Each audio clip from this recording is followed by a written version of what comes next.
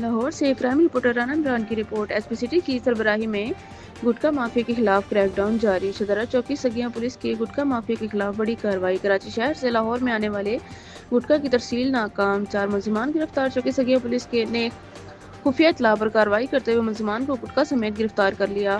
ملزمان لیکوڈ قوام گٹکا سگیاں کے ایریا میں ان لوڈ کر رہے تھے۔